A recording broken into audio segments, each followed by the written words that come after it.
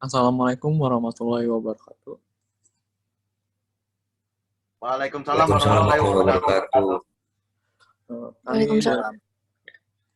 Kami dari kelompok 7 ingin mempresentasikan materi OS hari ini, yaitu chapter 1 Operating System Organization. Adapun anggota kelompoknya yaitu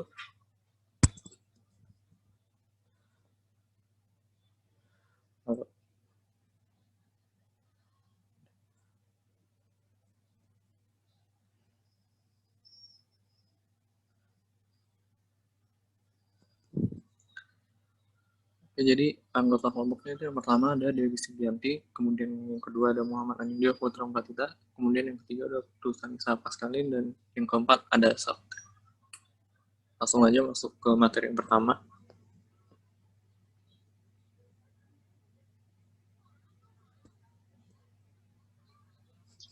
Di materi pertama ini yaitu tentang abstracting physical resources.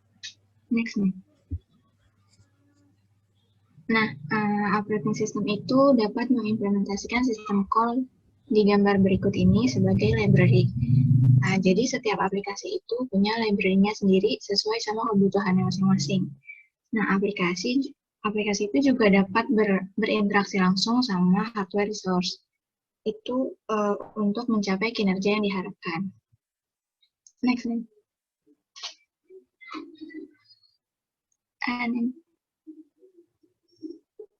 Nah, tapi pendekatan library ini punya kelemahan kalau misalnya ada lebih dari satu aplikasi yang berjalan.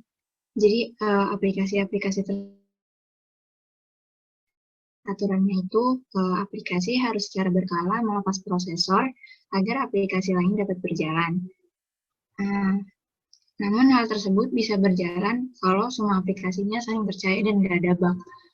Padahal kan nyatanya aplikasi itu nggak saling percaya dan punya bugnya masing-masing. Untuk itu dibutuhkan isolasi yang lebih kuat. Nah, sedangkan isolasi yang kuat itu melarang aplikasi mengakses langsung ke hardware resource.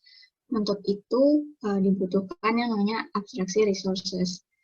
Misalnya, aplikasi hanya berinteraksi dengan sistem file melalui sistem call open, read, write, and close. Nah, cara ini akan memudahkan sistem operasi untuk mengelola disknya. Next nih.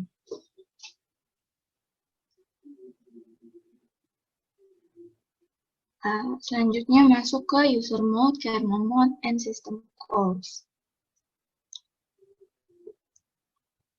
Next nih. Nah, isolasi yang kuat tadi itu butuh batasan yang jelas, batasan yang tegas antara aplikasi sama sistem operasi. Biar kalau misalnya aplikasinya membuat kesalahan, sistem operasinya itu nggak gagal sepenuhnya. Justru sistem operasi harus bisa membersihkan aplikasi yang gagal tersebut dan kembali menjalankan aplikasi lain. Nah, untuk itu prosesor mendukung hal tersebut dengan memiliki dua mode, yaitu kernel mode sama user mode. Next nih. Nah, di kernel mode ini prosesor diizinkan menjalankan hak istimewanya, kayak misalnya membaca dan menulis disk yang melibatkan instruksi dengan hak istimewa. Sedangkan kalau misalnya ada aplikasi dalam user mode mau mencoba mengeksekusi instruksi istimewa, nanti prosesor tidak akan mengeksekusinya. Justru membersihkan aplikasi tersebut karena telah melakukan sesuatu yang seharusnya nggak dilakuin.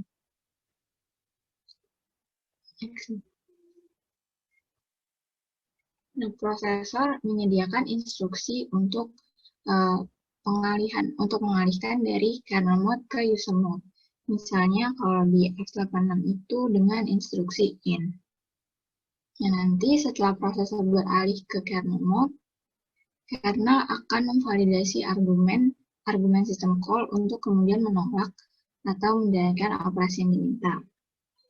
Nah, terus perlu diketahui bahwa yang menetapkan titik masuk ke kernel mode itu kernel itu sendiri.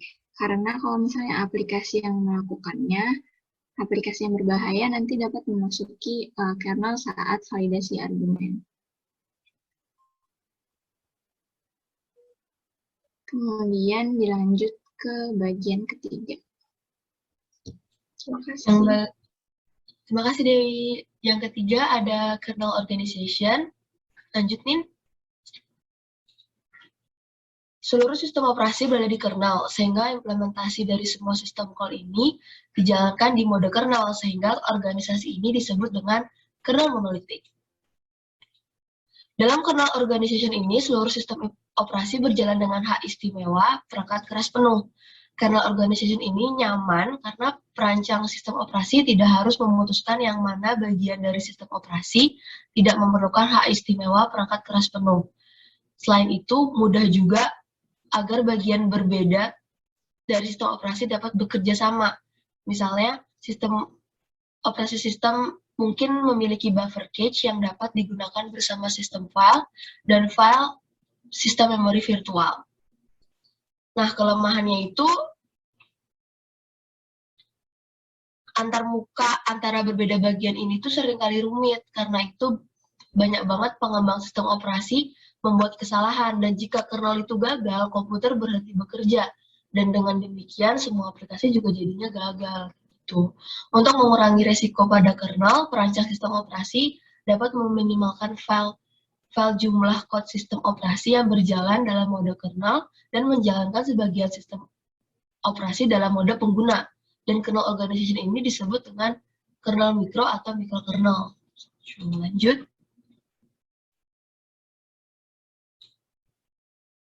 Nah, pada gambar ini, sistem file berjalan sebagai proses tingkat pengguna atau user level process, di mana layanan sistem operasi yang berjalan sebagai proses disebut dengan server.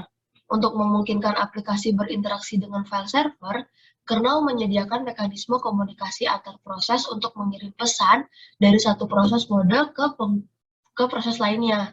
Untuk misalnya nih, jika aplikasi seperti Shell ingin membaca atau menulis file, aplikasi akan mengirim pesan ke server file dan menunggu responnya. Terus dalam mikrokernel ini, antarmuka atau interface kernel ini terdiri dari beberapa fungsi tingkat rendah untuk memulai aplikasi, mengirim pesan, mengakses perangkat keras perangkat, dan lain-lain. Struktur organisasi ini membuat kernel relatif sederhana, karena sebagian besar sistem operasi terletak di server tingkat pengguna. Lanjut, ini selanjutnya ada penjelasan yang tadi saya jelaskan, bisa lanjut aja. Nah, di dunia nyata kita dapat menemukan kernel monolitik dan mikro. Misalnya Linux nih, memiliki kernel monolitik, meskipun beberapa fungsi OS berjalan sebagai tingkat pengguna, misalnya sistem windowing, SV6 diimplementasikan sebagai kernel monolitik, mengikuti kebanyakan sistem operasi Unix. Jadi XV6 antarmuka kernel sesuai dengan antarmuka sistem operasi. Dan kernel menerapkan sistem operasi lengkap, karena XV6 tuh nggak menyediakan banyak layanan. Kernelnya lebih kecil dan dari beberapa mikrokernel. Lanjut, ini. Yang keempat ada proses overview. Nah, ini. Unit isolasi di SV6 adalah sebuah proses, dan kernel harus melaksanakan proses abstraksi dengan hati-hati yang mencegah satu proses merusak memori proses yang lain, CPU, dan merusak kernel itu sendiri, sehingga suatu proses tidak dapat menumbangkan mekanisme isolasi kernel. Mekanisme yang digunakan oleh kernel untuk mengimplementasikan proses ini mencakup flag user atau kernel, ruang alamat, dan pemotongan waktu thread. Untuk membantu menegakkan isolasi, proses abstraksi memberikan ilusi ke program yang memiliki mesin pribadinya sendiri. Suatu proses menyediakan program dengan apa yang tampak seperti sistem memori private dan ruang alamat yang tidak dapat dibaca atau ditulis oleh proses yang lain. Lanjutin. SV6 juga menggunakan page table untuk memberikan setiap proses ruang alamatnya sendiri. Page table x86 menerjemahkan virtual address ke physical address. Terus, SV6 mempertahankan page table terpisah untuk setiap proses yang menentukan proses itu adalah address space. Seperti yang diilustrasikan pada gambar tadi, address space mencakup memori pengguna dan proses memulai pada 0 virtual address. Jadi, instruksi datang terlebih dahulu, diikuti oleh variabel global, lalu stack, dan akhirnya area heap yang prosesnya dapat berkembang sesuai dengan kebutuhan. Lanjut, setiap address space proses memetakan instruksi dan data kernel ketika serta memori milik program pengguna. Ketika suatu proses memanggil sistem call itu dijalankan di pemetaan kernel dari proses address space. Pengaturan ini supaya kode sistem call kernel itu dapat langsung merujuk ke memori pengguna dan untuk menyisakan ruang yang banyak lagi untuk memori user. Address space SV6 memetakan kernel ke address tinggi dimulai dari 800000 hexadesimal. Ini gambar layout virtual address space-nya. Lanjut. Nah, ini kernel mempertahankan banyak bagian untuk setiap proses yang dikumpulkannya menjadi struct di line 2337. Potongan kernel state terpenting milik ada sebuah proses adalah page table, kernel stack, dan run state miliknya. Di sini notasi P menuju XXX digunakan untuk merujuk ke elemen dari proc structure. Selanjutnya, setiap proses memiliki thread eksekusi yang mengeksekusi file instruksi proses. Sebuah thread dapat ditangguhkan dan kemudian dilanjutkan. Untuk beralih secara transparan di antara proses, kernel menangguhkan thread yang sedang berjalan dan menghitung ulang thread di proses lain. Terus, sebagian besar status thread disimpan dalam stack milik thread, dan setiap proses memiliki dua stack, yaitu stack pengguna dan stack kernel. Dan ketika proses mengeksekusi pengguna dalam structure, hanya stack pengguna yang digunain. Terus stack kernel itu kosong. Terus ketika proses memasuki kernel, kode kernel dijalankan pada file proses kernel stack. Terus ketika suatu proses ada di kernel, stack pengguna masih berisikan data kan, tapi nggak digunakan secara aktif. Lanjutin. Terus ketika suatu proses membuat sistem call, prosesor itu beralih ke stack kernel, menaikkan tingkat hak istimewa perangkat yang keras tadi, dan mulai menjalankan instruksi kernel yang diimplementasikan ke sistem call. Terus ketika sistem call selesai, kernel kembali ke user space, yaitu perangkat keras yang menurunkan hak istimewanya, beralih ke stack pengguna, dan melanjutkan menjalankan instruksi pengguna tepat setelah instruksi sistem call. Setelah proses thread dapat memblokir di kernel dan menunggu input-output, dan melanjutkan kembali di tempat yang ditinggalkannya saat input-output telah selesai. Lanjut, dan terakhir, P menuju state ini menunjukkan apakah proses dialokasikan, siap untuk dijalankan, berjalan, menunggu, atau input-output itu keluar. Terus P menuju pgdir menyimpan proses page table dalam format yang diharapkan perangkat keras x86, menyebabkan perangkat keras paging menggunakan proses P menuju pgdir saat menjalankan proses itu. Terus proses page table juga berfungsi sebagai catatan alamat dari fisik yang dialokasikan untuk menyimpan memori proses. Terima kasih, bisa dilanjutkan ke Safitri. Terus yang bagian kelima itu ada code, the first address space. Lanjutin. Nah, ketika PC menyala, dia itu akan menginisialisasi dengan sendirinya dan kemudian meload sebuah bootloader dari disk ke memori dan menjalankannya. Nah, Xphysics bootloader ini kemudian memuat kernel Xphysics dari disk ke memori dan menjalankannya dimulainya dari entry. Ini kayak yang di bawah ini. Lanjutin. Nah, bootloader itu meload kernel Xphysics ke memori di physical address di 1000000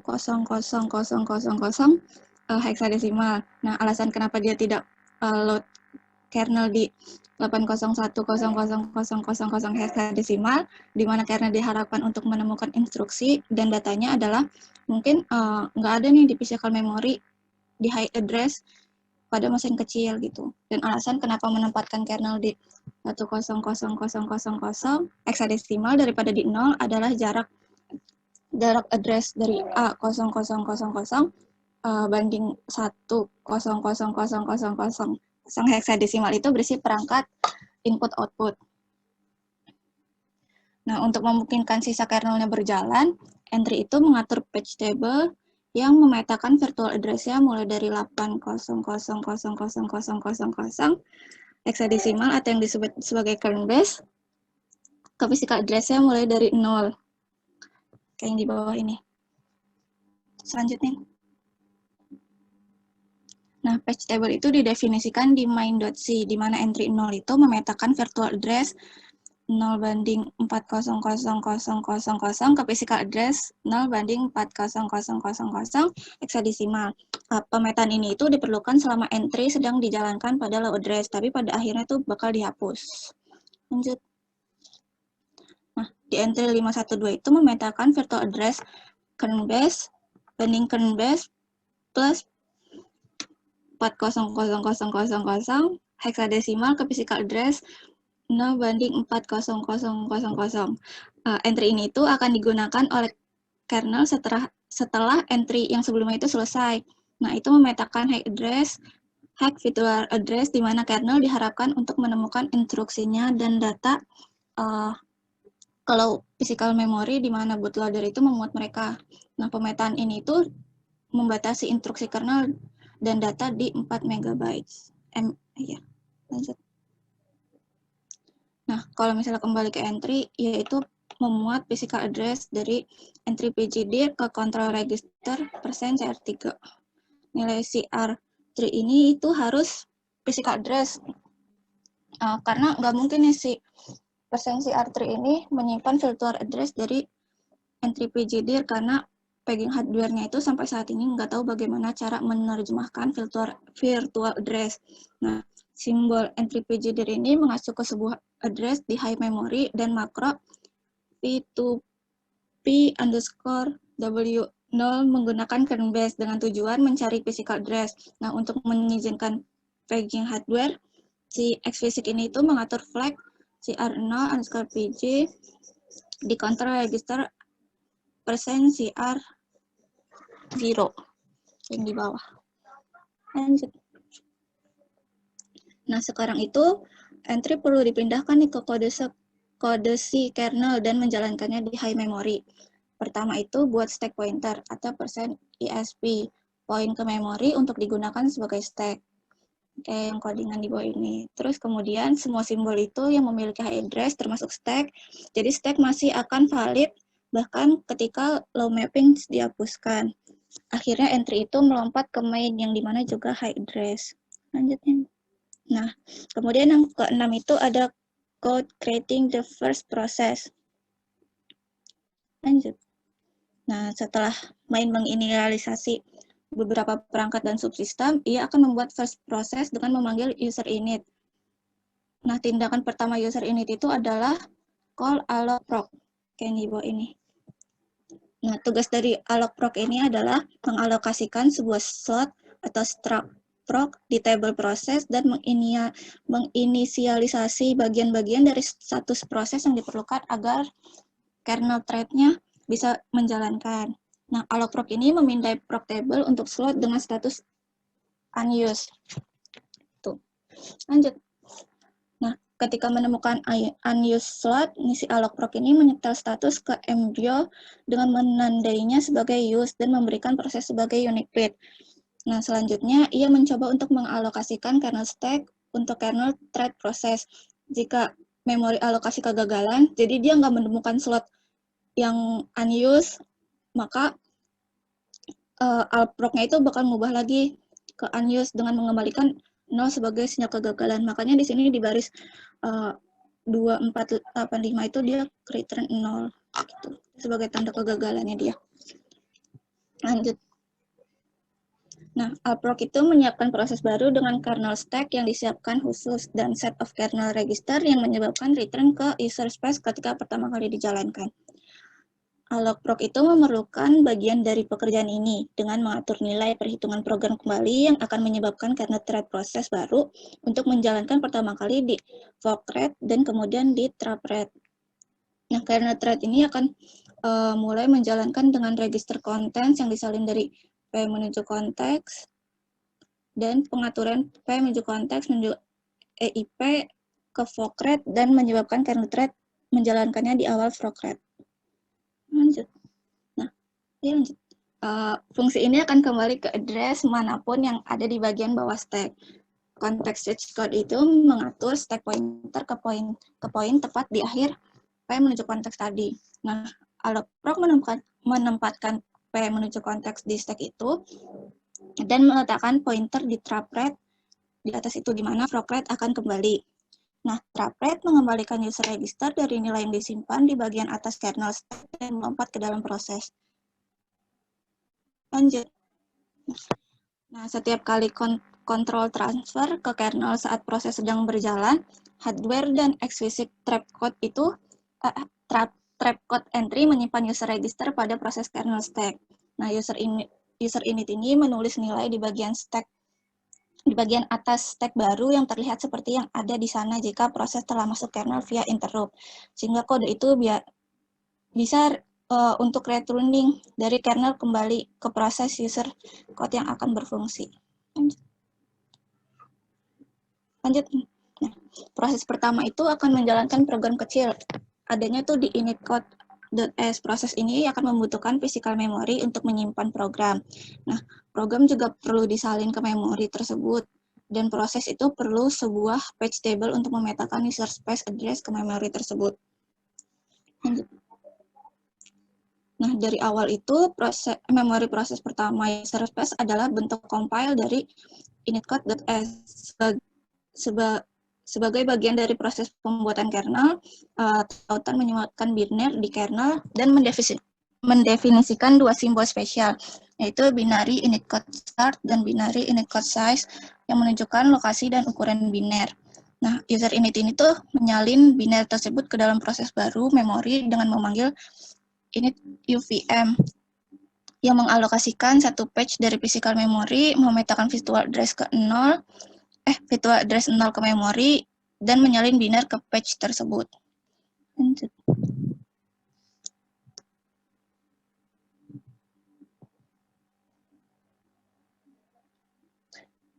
Nah, selanjutnya.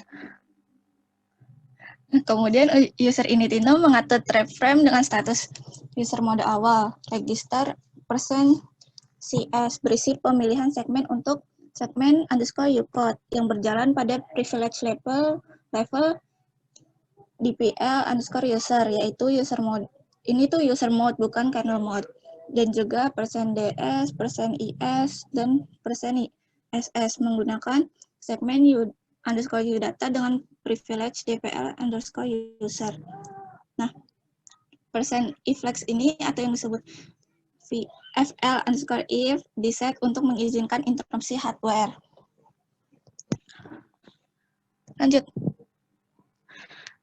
Nah, stack pointer atau %isv itu diset ke proses virtual address yang terbesar, yaitu P menuju SZ. Interaction pointer diset ke entry point untuk init code address 0. Nah, fungsi username itu diset ke P menuju name untuk init code, terutama untuk debugging. Setting P menuju CWD itu menetapkan proses dari current working directory. Nah, setelah proses ini diinisialisasi, user init menandainya tersedia untuk penjadwalan dengan mengatur P menuju state ke runnable. Udah. Lanjutnya ke Anindya. Oke, selanjutnya yang ketujuh itu adalah code running the first process.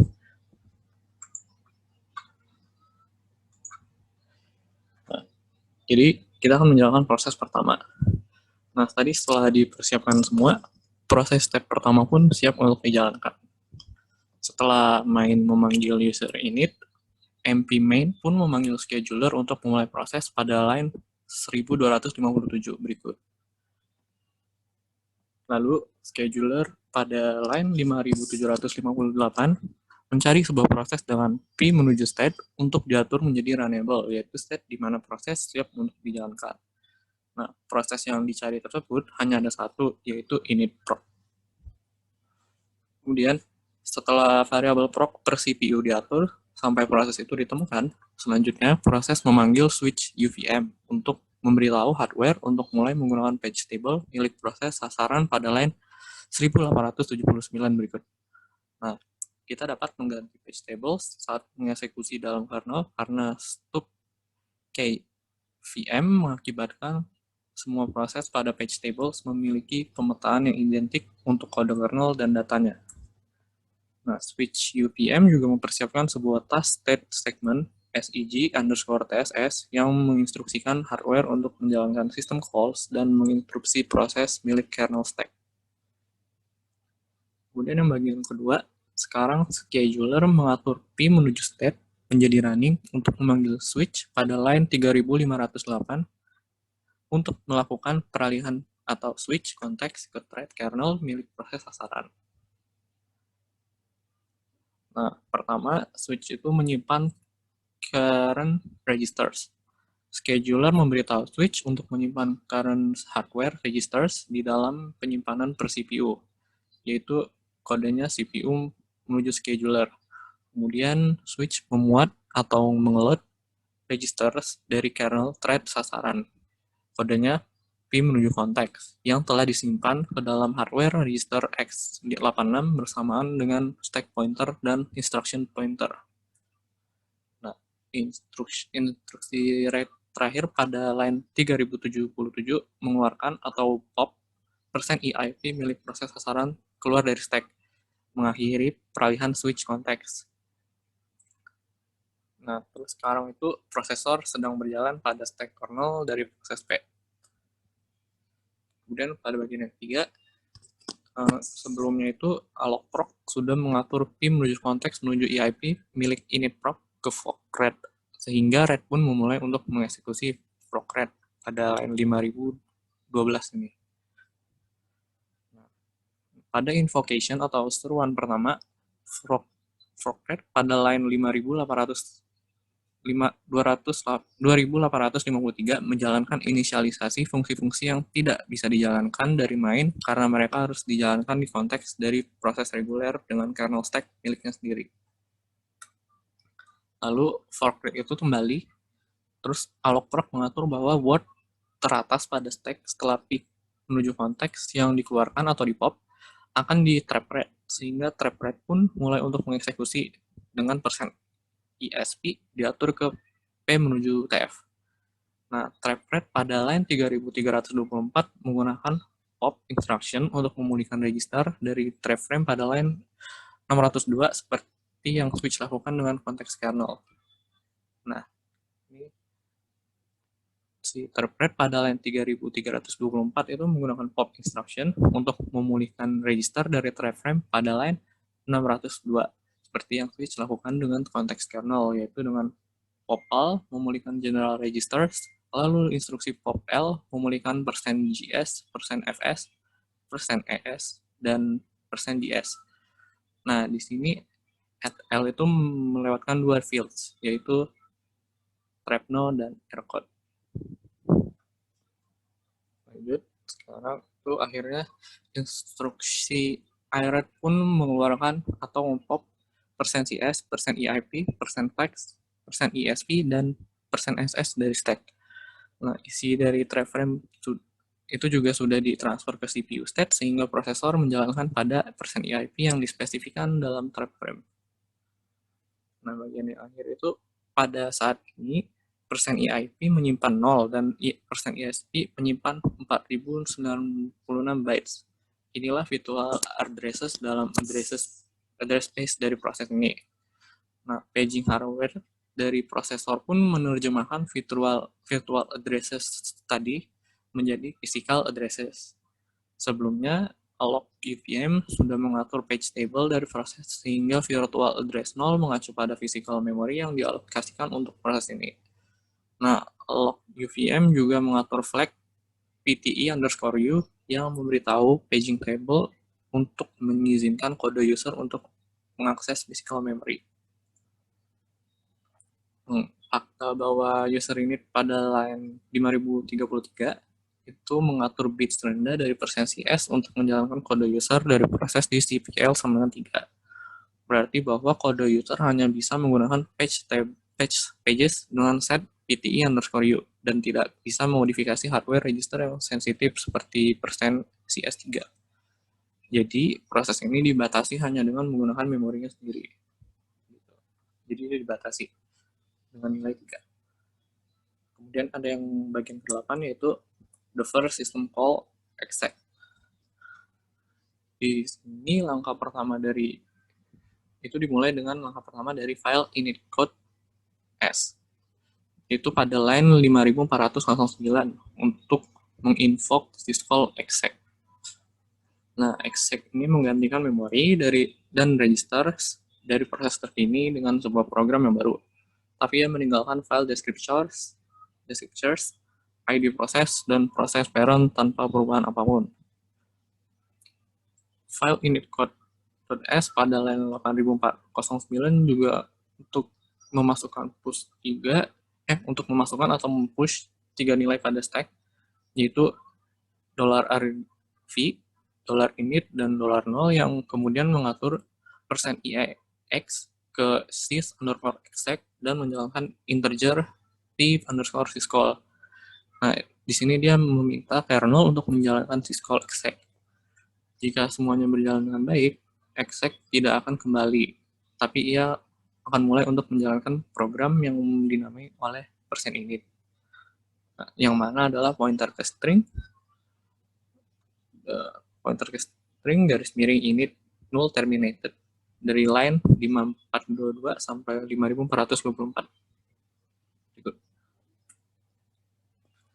Argumen lainnya adalah array argv dari argumen command line, yang mana 0 pada akhirnya di mana 0 pada akhir array pada line 5430 berikut menandai akhir dari array tersebut.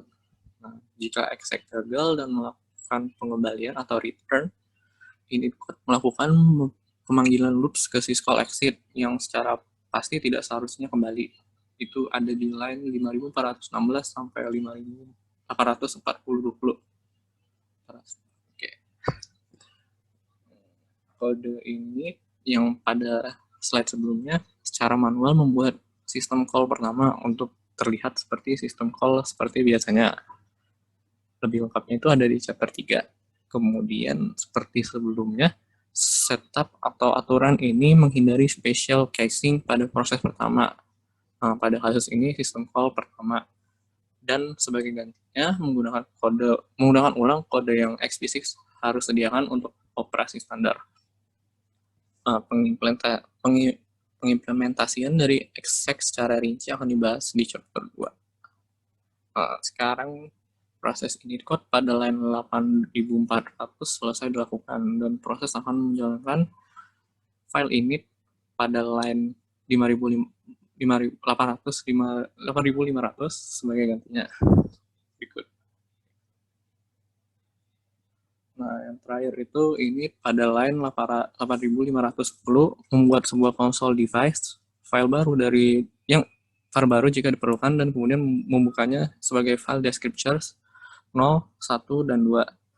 Lalu ia akan melakukan loops berikut untuk memulai console shell, menangani orphan zombie sampai shell exit, dan berulang.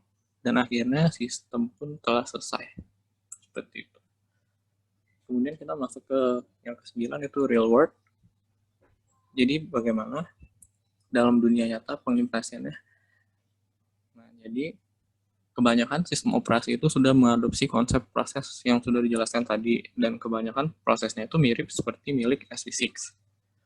Sistem operasi yang sesungguhnya akan menemukan struktur-struktur yang bebas dari proc dengan list yang bebas eksklusif dalam waktu yang konstan, berbanding terbalik dengan linear search yang ada di alloc tadi. Nah, perlu diketahui juga x86 itu menggunakan linear scan untuk simplicity atau kemudahan saja.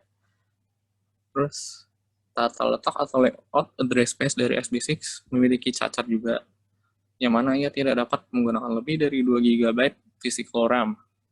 Hal ini mungkin untuk diperbaiki, walaupun ada langkah yang terbaik bisa dilakukan, yaitu dengan beralih kepada mesin yang dibekali dengan 64-bit addresses. Seperti itu. Selesai.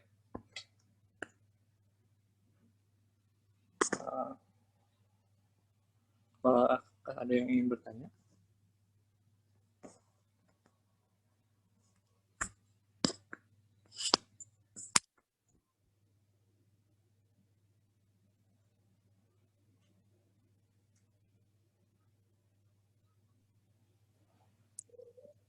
Saya izin bertanya.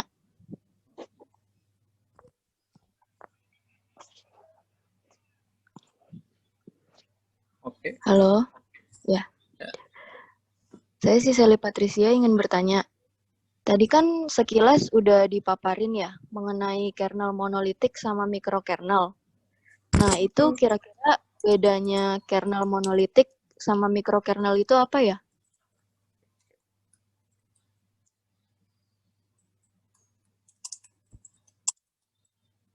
Monolitik dan mikrokernel ya.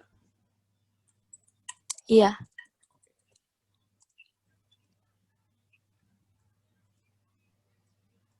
Permisi. Ya. Halo, saya Halo? mau izin bertanya. Oke. Pertanyaannya nih, ke slide nomor 1 dong. Oke. Slide nomor 1. Satu yang mana? Ini ya. Oh, bukan. Bentar. Gue lupa tadi slide yang nomor mana, tapi tadi kan ada kata-kata dibutuhkan isolasi yang kuat di antara aplikasi dan hardware. Nah, maksudnya gimana ya? Kayak gimana dia isolasinya gitu? Oh. Gimana jadi? Kayak apa? Kan di antara aplikasi dan hardware itu, bagaimana mereka bisa diisolasi gitu? Oh.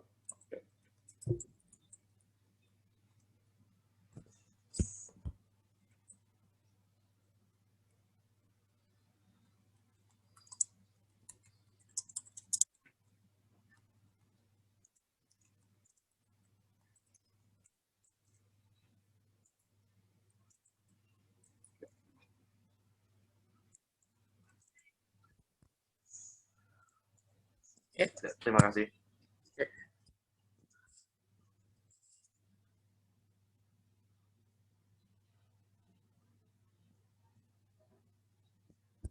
Apakah ada yang ingin bertanya lagi?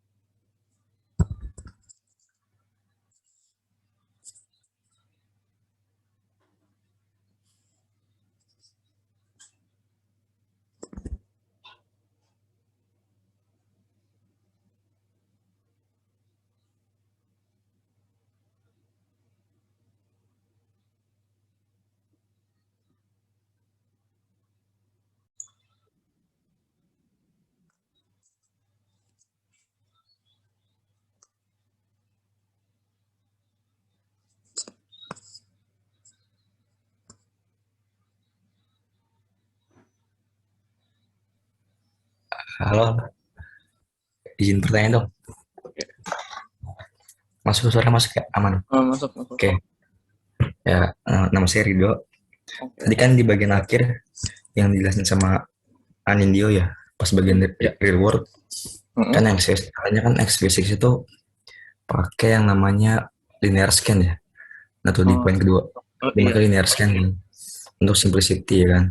Nah, kira-kira di operating system yang lain pakai metode itu juga nggak? Soalnya kan ada juga OS yang kompleks gitu ya. Jadi nggak cuma kayak tampilannya kayak x86, ada yang lebih kompleks itu kan, ada UI-nya segala macamnya. Nah, kira-kira masih relevan nggak sih scan linear scan ini dipakai untuk OS yang lain? Gitu aja sih. Makasih.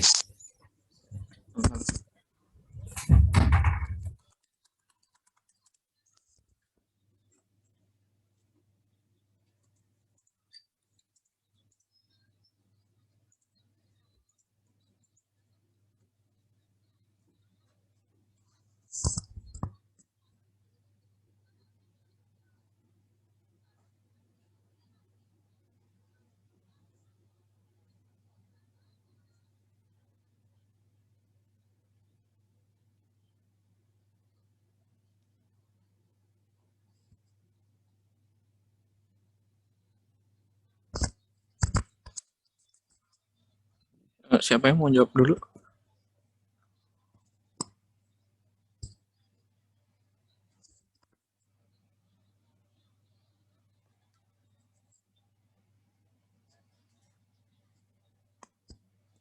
Wait, lagi mencari.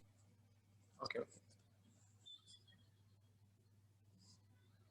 Ya udah deh, saya mau menjawab pertanyaan dari Shelly. Perbedaan kernel monolitik sama mikrokernel. Jadi, kernel monolitik itu proses yang luas dan prosesnya itu berjalan secara menyeluruh ke address space di mode kernel. Jadi, semua sistem call itu dijalankan di kernel ini. Sedangkan mikrokernel itu berjalannya bukan di mode kernel aja, tapi dia nyinggung ke user space juga sampai ke server. Terus antarmuka atau interface kernel ini juga meliputi memulai aplikasi, mengirim pesan, dan mengakses perangkat keras. Gitu, Cel. Udah jelas belum, Cel? Oh, jadi bedanya tuh monolitik meluas ke syscall address space di mode kernel. Terus kalau mikrokernel itu hampir mirip kernel ya? Ada user mode sama kernel modenya gitu. Nah, iya gitu. Semoga bermanfaat ya, Ciel. Oke, makasih Lala. Sama-sama. Untuk pertanyaan Pramudio, bagaimana tadi apa yang dimaksud sama isolasi ya? Bagaimana antara Nah, maksudnya isolasi itu pembatasan antara user mode sama kernel mode yang tadi disediain sama prosesor. Jadi kan kalau tadi di mode kernel itu si hardware dikasih akses buat ngakses.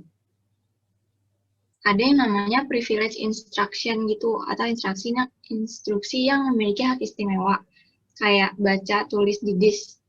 Nah, kalau yang di mode user tadi itu, kalau misalnya dia mau ngeksekusi instruksi yang istimewa tadi, si prosesornya nggak bakalan ngejalanin, tapi malah ngebersihin si yang tadi mau coba masuk itu. Kayak gitu maksudnya isolasi, pembatasan yang tegas gitu, pembatasan yang jelas. Itu.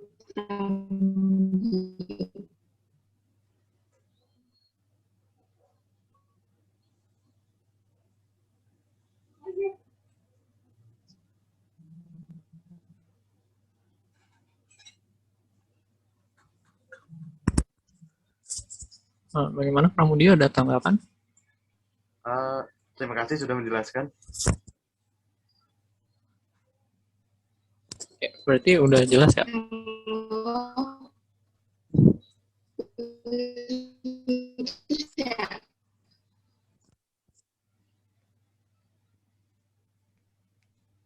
Sebentar, ditunggu internetnya agak lebih lancar dulu.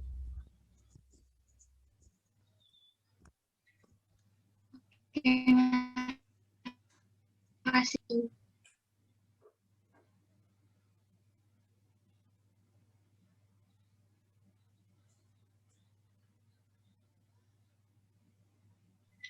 Halo, tes. Hai. Tadi belum jelas ya? Putus-putus ya? Iya, tadi agak berhenti di tengah-tengah. Oke, diulang deh. Nah, jadi maksudnya isolasi itu pembatasan yang jelas antara user mode sama kernel mode. Jadi kan tadi kalau misalnya di kernel mode itu ada yang namanya privilege instruksi. Nah, kalau misalnya masih di user mode tapi dia nggak eksekusi hak istimewa, si prosesornya nggak akan ngejalanin. Itu maksudnya isolasi. Jelas nggak, Pram? Jelas ya, terima kasih. Oke, thank you. Kalau begitu saya akan menjawab pertanyaan dari Rido yang tadi, apakah OS lain menggunakan linear scan dan apakah hal tersebut masih relevan? Kalau menurut saya sendiri sih, kalau saya baca-baca dari buku ini tuh tujuan XV6 menggunakan linear scan itu tuh cuma untuk kemudahan saja. Jadi saya rasa tidak begitu mempertimbangkan aspek lainnya. Maksudnya bukan berarti nggak mempertimbangkan sama sekali, tapi nggak terlalu mengutamakan, karena memang menurut saya itu XBasic ini emang jauh sekali dengan OS yang ada pada umumnya. Terus itu menurut saya kenapa XBasic ini pakai linear scan dan OS lain enggak, mungkin karena XBasic ini prosesnya emang kayak udah distruktur gitu secara simple di bagian alloc proc tadi. Jadi kesannya tuh agak kaku dan prosesnya itu pun bisa dibilang bakal makan waktu yang banyak gitu. Terus ya beda jauh aja sama OS yang lain yang nggak pakai alloc proc tadi. Terus mungkin dia pakai yang lebih kompleks kodenya sehingga prosesnya tuh lebih fleksibel dan cepat. Ya, yang pasti lebih kompleks dari XBasic deh codingannya. Jadi menurut saya sih itu aja. Kalau XBasic itu pakai linear scan karena untuk kemudian saja. Dan kalau untuk masalah relevan mungkin nggak terlalu relevan ya di OS lain. Karena kan lebih khusus ke XBasic doang. Saya seperti itu. Tuh. Oh ya, oke. Nih. Jadi kalau untuk XBasic sendiri lebih bagusnya pakai linear scan ya karena lebih simple gitu. Oke. Iya, jadi Makasih, buat simplicity aja, kemudahan. ya oke. Oke, Makasih nih. sama-sama. Sepertinya tidak ada pertanyaan lagi ya.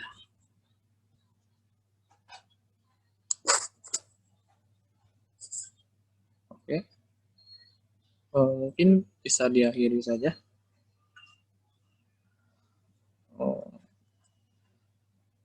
Sekian presentasi dari kelompok 7 tentang chapter 1 hari ini. Kurang lebihnya mohon maaf. Wassalamualaikum warahmatullahi wabarakatuh. Waalaikumsalam warahmatullahi wabarakatuh.